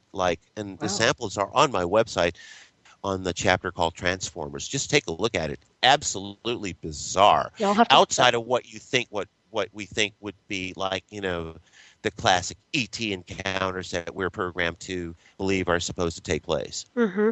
You know what comes to mind is Mothman, but I'm sure it's nothing related to that. But that's the ominous black.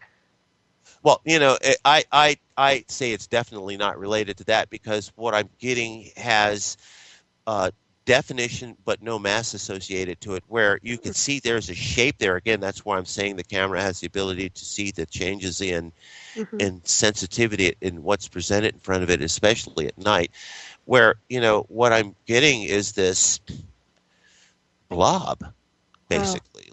And it can't be, and someone says, oh, that's dust on the lens. Give me a break here, because if it's dust on the lens or on the CCD, it would be stationary throughout several frames that you would see clearly, hey, there's dust right here, which it shows up if you have a camera that's dirty. Right. But I clean my cameras constantly. My operating conditions are sterile. Inside the cameras is sterile. There's no dust associated or dirt associated to any of the images that I have on my website. But it shows, indeed, without a doubt, that there would be a presence of some kind of airborne anomalies that are black.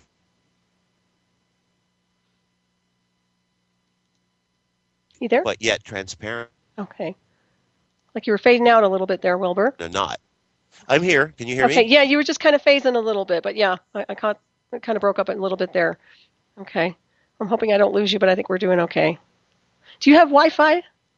I'm using Wi-Fi, yes. Okay, maybe that's what the problem is then. Okay. Well, you can't, if you go with Ethernet, I prefer to have a firewall there that, especially if your computer is directly connected via a wire, it could easily be hacked. But if you have wireless encryption and then there are wireless protocols involved, it's much more difficult to hack your computer. So I choose not to plug my computer into any Ethernet, any cable, any sort of cable at all. All right, well, let's hope we don't lose you. I don't think we will. We're looking pretty good here, and we still have a half an hour left of the show. Fascinating information, Wilbur. Let me tell you, but what is your impression of the majority of sightings in night skies now? Do you feel these anomalous crafts are our space fleets? Now, it sounds like you're associating them with an off-world intelligence for sure. And are they indeed fleets, or are they just kind of random UFOs? I'm getting, because, again, I can only speak on the content of what I'm capturing. And that what I'm capturing is consistent. So if there's consistency in what I'm capturing, it would indicate indeed that there is a consistent presence, that it is perhaps a fleet of objects that are in the same level of technology here. Okay, what about motherships? Have you ever located any kind of a mothership? Well, that's what was shown on the footage in Uncovering Aliens. It was indeed a mothership, because what I was saying, as the object stopped above me, and what it did was dropped out of warp and stopped. As it was stopping, it was discharging ships into the air. Okay, so that's the giveaway right there. That's really interesting.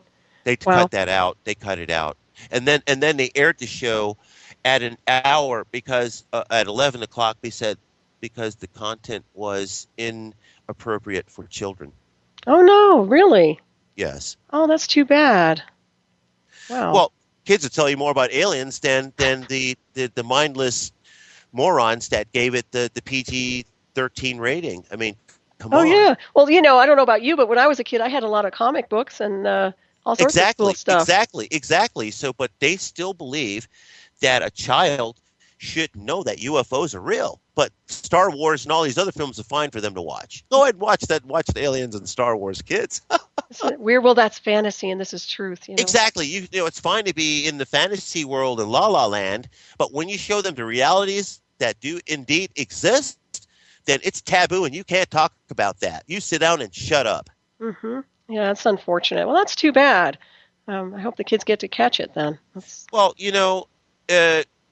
it's like leading the horse to the water. If they do, fine. If not, hey, just keep moving, because they're the ones that are lost, because some stupid person is stopping them from the realities of life. Right.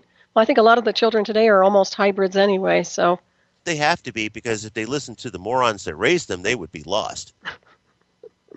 definitely something changing on this world, I'll tell you what. But, It has to. It oh, has yeah. to. There is no other course of action because, essentially, the problem here is stupidity. Yeah, there's definitely, whether they're blindly becoming ignorant or they're just choosing not to pay Stupidity. attention, Yeah, Stupidity. definitely Stupidity. something afoot. I agree. And I'm not, it's called beating your head against the wall. I'm not beating my head against the wall for these dumb people because, here's the data, here's the facts. I'm showing you the facts. If you can believe it, fine. There's more power to you, but the ones who don't, I am going to leave them behind. Oh, yeah. Well, they've already left themselves behind by being closed-minded anyway. So they're the lost ones, the meek. Yeah. And they will inherit this all radioactive Earth. They'll inherit it and let them deal with that problem. It's interesting. There's a thing that says the meek will inherit the Earth. The rest of us will go to the stars. I think I saw a bumper sticker like that one time, and I thought it was kind of funny. That's what I'm making reference to, babe. That's what I'm making reference so cute. to here. It basically is talking about how all these stupid people are going to get this this planet, which was wasted by the people who are so-called intelligence. And like Fukushima, for example, that is an absolute waste. Yeah, there's a lot of serious. That's very serious. Big problem. Yeah. And they're not resolving it, but it's out of sight, out of mind right now. I know. But what they don't tell you is the level of radioactivity in the food product that we're eating right now is increased. Right. Yeah, there's definitely something to be. But it's fine to eat. It's fine to eat. Well, you may live a little longer than normal, when you're 300-400 years old eating that radioactive food, but it's fine to eat. You need a Geiger counter. Everybody needs a Geiger counter. There you go. Yes, you do. Yes, you do. And actually, that's not that is idea. No joke. Yeah, I know. You do definitely need to have yourself some kind of radiation detection. Actually, it's a really good thing. There's some good websites I won't mention right now, but that you can buy them on. But insofar as, let's go back to the UFOs for just a minute here. Obviously, we've talked about how they cannot be seen with the naked eye. You can't detect any of these things with the naked eye. Is that true, even if you're an intuitive? Not necessarily, because in most cases, those things that are seen for a reason, and they want you to see it. Okay. Yeah, that makes sense to me. It's selective, believe me. Right. Well, I know of some people who are very, very telepathic who actually can summon the ships, and they've actually looked at certain areas, and they've been able to have these ships kind of wink back at them. Now, whether that's an imaginary thing, I don't think so, because I've seen this happen. It's not. Often. It's real. It's quite real. It's very real, and there are people who do have the ability to have that level of communication. And one of those persons, I got to bring the guy into it, is Riley Martin. And Riley was impressive to me in a sense that when we were in Area 51, it was Riley that first saw the object slithering in the sky, and now I photographed it. But they dismissed him. Mm-hmm.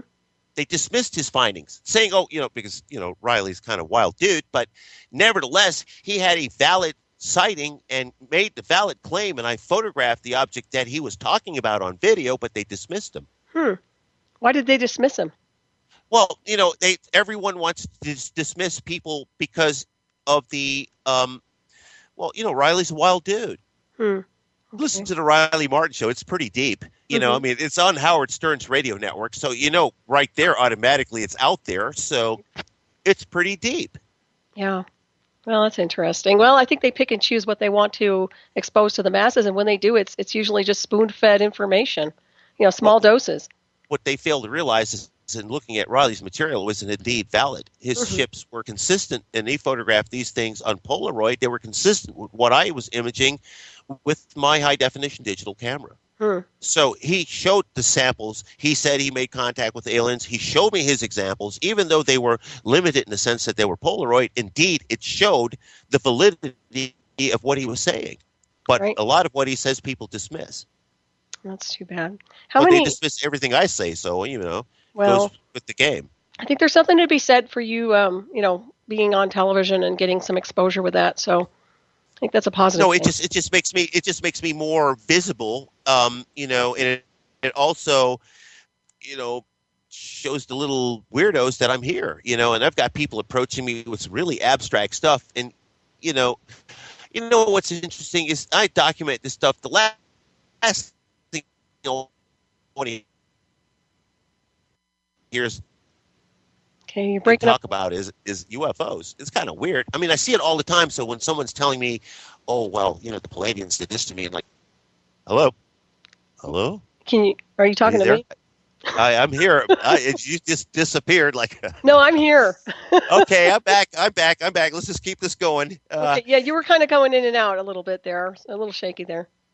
Yeah, It's kind of like they're kind of monitoring what I'm saying too. So it could be a very strong possibility I think that the Wi-Fi might be our breaking up. conversation is, yeah, Okay, well, let's keep rolling here. We're doing fine. We've got about 25 minutes plus or minus left. So, where were we? Okay, so you were talking a little bit. Well, insofar as other people go that have seen your photography and seen your pictures, have you had any other people approach you and saying that they're capturing the same imagery besides the gentleman you mentioned? Well, I've got photographers like Wayne Miller in Idaho and Melvin Harris in Mount Vernon, New York, especially Melvin Harris. Melvin Harris is getting the exact same photograph I'm getting. That's And, awesome. I could show Melvin's pictures next to my pictures, and you think it's the same object taken on the same day, but they're hundreds of miles apart and days apart. I Hmm. mean, it just shows without a doubt that what objects that I am imaging, that there are other people getting the same photographs in other parts of the country. Wow, that's very, very interesting. Yeah, so that's a good validation right there. Well, everything again is based on a form of comparative analysis, and I just don't use all of my work, because if I used everything that was mine, Hmm. then people would think there was some form of collusion associated to it. So I don't. Hmm. I have other means of data which show consistency in what I'm photographing, and I present all of the facts. So with all of the facts presented, one can form a more logical and adequate conclusion based on the information that's presented. Oh, absolutely. I agree. And have you ever turned your camera to the oceans, Wilbur? Insofar as have Um, you noticed an anomalous craft coming in and out of the ocean or anything? I do indeed have samples not necessarily taken in the ocean, but taken in rivers, which show objects that are stationary in um, Uh-oh. for example, in the wintertime when there is a tidal force that makes the boats on the surface rock, and you see that this light source in the water has no effect at all based on the currents that it is indeed submerged into, then you have a USO there. Mm-hmm. Yeah, I find it very, very interesting. I'm really fascinated with that. I'm sure we have gateways in and out through the Well, if ocean. if if they have the ability and the technology to go through advanced and vast regions of space, Hmm. then the pressure underwater should be relatively insignificant compared to the vast void and vacuum of space. Right. And that's what we're talking about here, an Exactly. extremely advanced level of technology. So if it has the ability to go through space, then if it goes into the water and the water is running and the boats are moving according to the tidal forces of the water, but yet the light stays stationary, then indeed it has an advanced level of technology that is unaffected by the forces around it. Mm-hmm. Exactly. And have you ever filmed on the island of Maui at the Haleakala crater? Oh, I wish I was in Maui right now. No, I don't. Oh, I live there. It's beautiful. Well, I But live in Denver too, so and in fact, I got to tell you about Denver at Laurie Air Force Base, where my dad was stationed. He got redeployed to Castle Air Force Base in California, and to get to Castle, we drove through Groom Lake, and driving through Groom Lake, I saw this white dot in the sky zigzagging, hmm, and ironically, as a child, I saw this, and I told my dad there was a dot zigzagging, and instead of stopping, he stepped on the gas. hmm. Now, ironically, during Big Redneck Vacation, the object that I photographed in space using my camera was slithering like a snake, which would easily be interpretation as zigzagging, Mm-hmm. and it showed that. Wow, that's very, very interesting. So, do you think your dad is an abductee too? My dad was indeed involved in the encounter that I was involved in as a child when I made first contact. Mm-hmm. Yeah, they We say. had the same. We shared the same nightmares. Interesting. Yeah, they say it's hereditary on some levels when you have abductees. Well, it happened to all of us because the aliens came into my house, and my room was separate from my parents' house. So I don't know what happened in my parents' room, but I know what happened in my room when the five aliens walked in. So I can speak to that. So in speaking to that and understanding that if they came into my room, it would be safe to conclude that there were others in the home that visited my parents, or it was the same group that visited my parents but had my parents subdued in another room. So I don't know the circumstances, but I know that when they walked in, they were shocked to see that I could still see them. And what was interesting, I tried to scream and my vocal cords didn't work, and I tried to run and my legs didn't work. But I was very conscious of what was happening in front of me. Wow. Yeah, that's pretty intense for a 5-year-old to go through. That's for darn sure. You know, a lot of people get picked up later on in life. It's now reflected in my work. Oh yeah. It's reflected in my work because if we are reflections of our experiences, then what am I? If I'm documenting all this ET stuff and have had all these ET contacts, and indeed I must be one of them. Yeah, it's really interesting. I don't believe in coincidence, you know, and I think it is not coincidental. Not at all. It is by design. Yeah, absolutely. And they pick the ones that they want to represent. Yep, I agree with you on that one for sure. I don't want to say fated once again, but it is something to do with your blueprint and your what you're supposed to be doing on that planet for sure. So well, it's all part of the scheme of things because, you know, for a person to, like myself, document unidentified flying objects and experience these events, they would have to have some kind of firsthand knowledge of that which they're photographing. And what better firsthand knowledge to have than to have an ET visitation as a child? Exactly. Yeah. Do you remember what was said to you when you were being abducted? They didn't talk. It was telepathic. Okay. It was all telepathic. I could hear their thoughts. Okay. Did they say anything like maybe perhaps they were related to you in some form or design? No, I heard they were concerned on how and why I was still up while everybody else was subdued. And what they do is, since we are electrical impulse organisms, they put a dampening field at the cerebral cortex, which is the part of the brain that sends the signals to the body. And if you stop the flow of information from the brain, your body is immobilized. And what happens when you hear people when they're abducted? They can't move. Absolutely. Yeah. But they're conscious. They're conscious. They're awake. They can't move. Why? Because the flow of information from the brain has been obstructed with a dampening field. Yeah, it's very interesting. I've heard that a lot, too. I know how it works. Only a person that has had that experience can describe it. Right. Yeah, I know what you're talking about. It's just very interesting. I'd like to know more about the mechanics insofar as how they created that. I couldn't tell you, but I can tell you that's what they do indeed use on all electrical impulse organisms, which include humans and other forms of extraterrestrial life which are out there. Right. Makes you wonder. We're not the only ones they take. That's what I was thinking. Yeah, I'm under the impression it's broad based because see we know about us, but we don't know about the other entities, which we can't say that are us, but the other life forms that are out there. But they want us to believe that there's only us. Well, there's a lot out there. And insofar as species goes, I mean, you know, we talk about the Greys a little bit. What other species are you familiar with insofar as maybe being the controlling factors, if any? Do you know?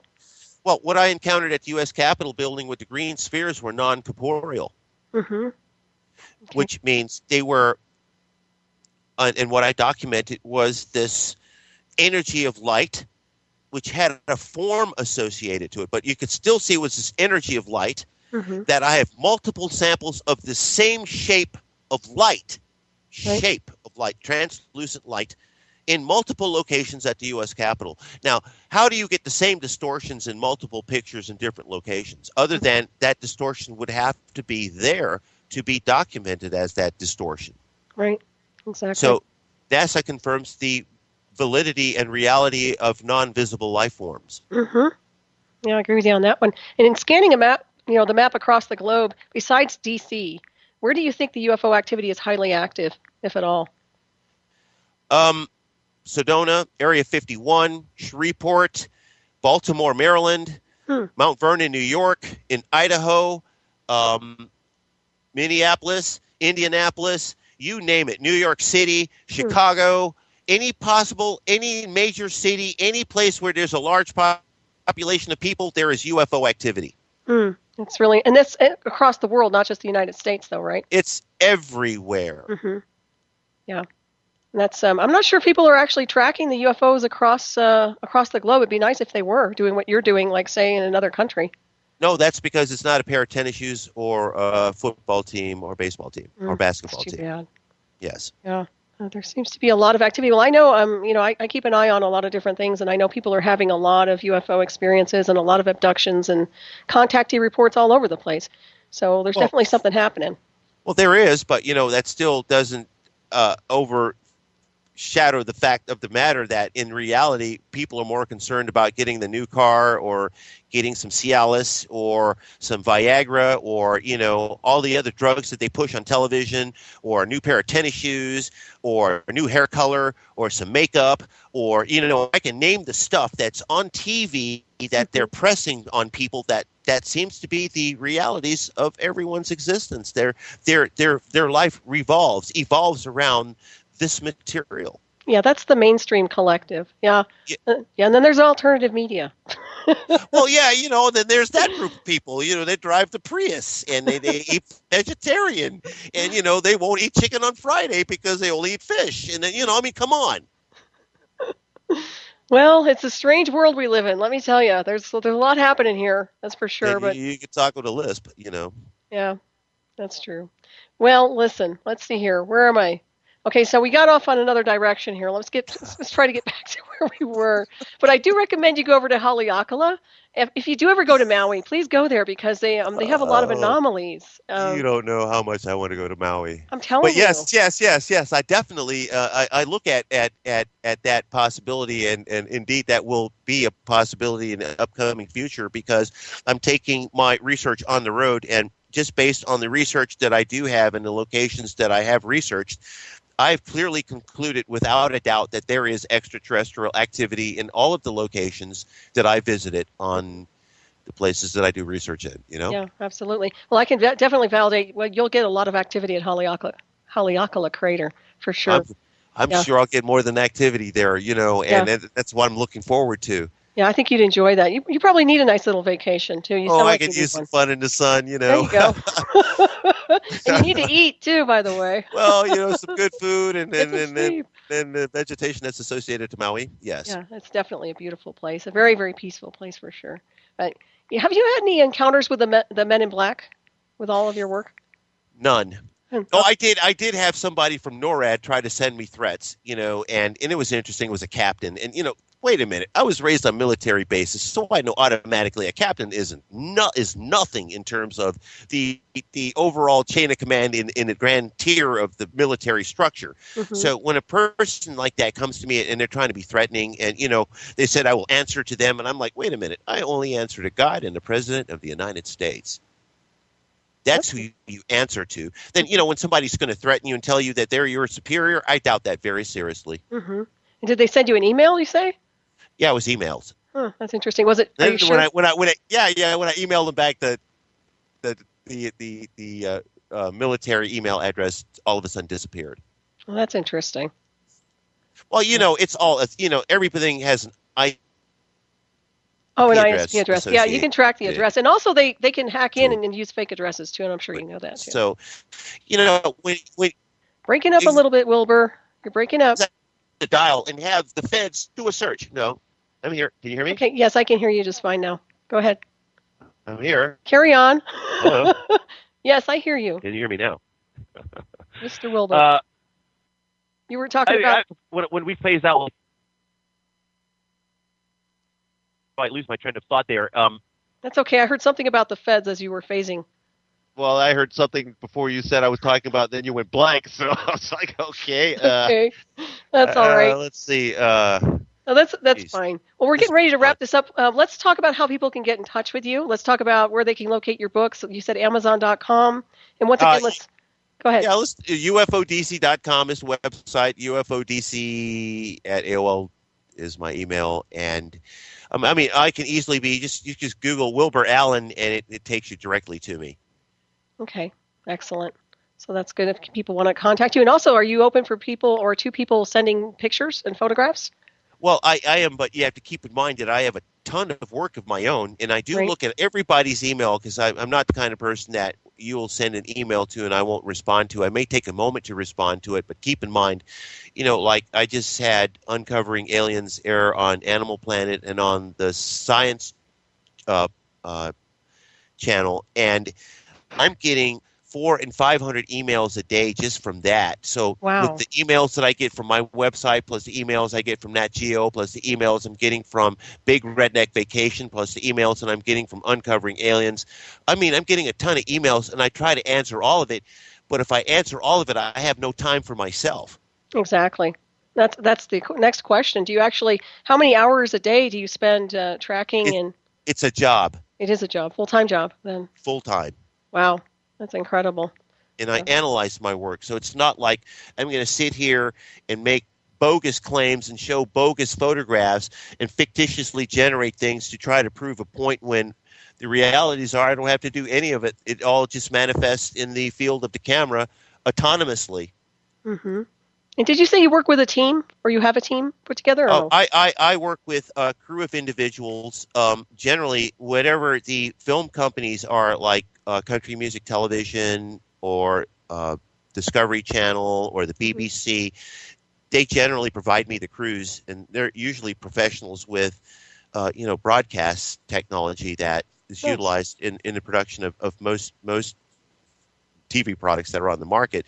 So I do work with people, but one of the things that is a requirement is because we're all dealing with a level of technology that is specifically high tech, that we have to keep everything in sync, and that a lot of people don't necessarily have the type or level of technology that we're working with, Hmm. and that you just don't get the same results without having the same kind of technology. So we try to get people that have at least the same level of technology to work with. Yeah, that makes perfect sense. I can understand that. Now, you are familiar with the Black Space program, right? I mean, what's your um, take on it? I know that the Air Force is revamping their overall scheme in terms of how they operate, and that there is indeed, even though they say the space program is grounded, that is a lie, and that there is a space program in place right now, and that there are astronauts that are in space that aren't on the space station. Exactly. And what about the moon? What's your take on the moon and our That is occupied? occupied by another level of technology, and that was confirmed by the Apollo astronauts. In fact, one of the things that they were able to at least form based on a conclusion is that the technology that was utilized to make the pyramids is on the moon right now, Mm-hmm. That and makes that sense. the pyramids were not man-made. Oh, exactly. Yeah. I can't think of why people would even say they were. Well, But there's people who they want to believe that. If you look at the way they're presenting it, that okay, it was man-made. It's impossible for a structure that was made thousands of years ago to be exact like that. I mean, mhm. precise in a manner that a computer to this day, and they have AutoCAD technology, and AutoCAD technology is indeed advanced. It can't do what they did in the construction of the pyramids. Mm-mm. And do they ever talk about what kind of species is occupying the moon right now? Well, they know that, well, with the little tests that they've been able to do, and you remember they launched a nuke to the moon to explode it into the crater. Hmm. Remember that? And the purpose of launching the nuke into the crater was to see if there was water in this hole, which they're saying is like a bottomless pit that's on the moon. Yep, I remember that. And when they launched that nuke into the crater, it was diffused. It did not go off. Why Hmm. is that? You know why? It was neutralized by whoever is in there, whoever is occupying the moon. Here's what's interesting. I took a picture of the moon using film technology in 1986, and it's a high definition shot of the moon, and it shows the craters, it shows the surface of the moon. And I took the same photograph using my D4 and a similar type of lens last month, and I did a comparative analysis, and both photographs from 20 years ago and a photograph from last month look different. Wow. Yeah, that's very What was interesting. photographed 20 years ago is no longer there. Hmm. It's almost as if the landscape was terraformed or revamped. I'm not surprised at all.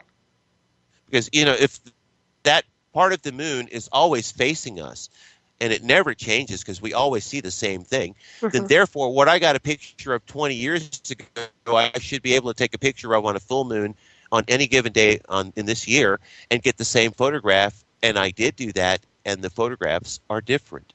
Hmm. Yeah, that's fascinating.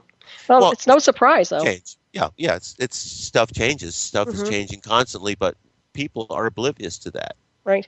Yeah, it's very interesting. What do you think about the probe they just put on the moon? Why? What do you think about the information they're not giving you from that's being sent from the moon? That's I what was you waiting should for you be to say asking that. yourself. I mean, it's what they're not telling you. Like the Japanese probe that was launched to scan the backside of the moon. How come they're not sharing that data? Right. Yeah, that's exactly it, isn't it? They're And not sharing that. You know why? Because there's bases there, yeah, there's definitely something there. and they may have been abandoned. I've heard that before as well. So you don't think it's being occupied by an off-world species right now, the moon? I think there is occupation there, but it is not as many as there used to be at one time. And based on evidence that it looks like was there for thousands of years, it was a way station, a base of some sort, and it's abandoned. Right. I've heard that as well. And Wilbur, we're getting ready to wrap this up. I'll tell you, it's been an incredible 2 hours with you, and I so appreciate you being on the show tonight. And I hope to have you back very soon. And please stay in touch with me with your latest and recent information. That you're just flying with all this information and photography. So I really appreciate what you're doing. And I want to thank everybody. Thank you for having me. Yeah, it's been a pleasure. And thank everybody for tuning in tonight. Of course, I want to thank my wonderful producer over there, Keith Rowland, for doing his magic behind the scenes. And tune in next week, everybody. And we're getting ready to wrap this up in just a few more minutes here. But is there anything else I didn't cover that you'd like to mention real quick? Is there what's in store for you for the next couple weeks? What are you up to? Asleep. Generally, what I do when I don't do You're anything anyway. You're going to get some rest? I rest, yes.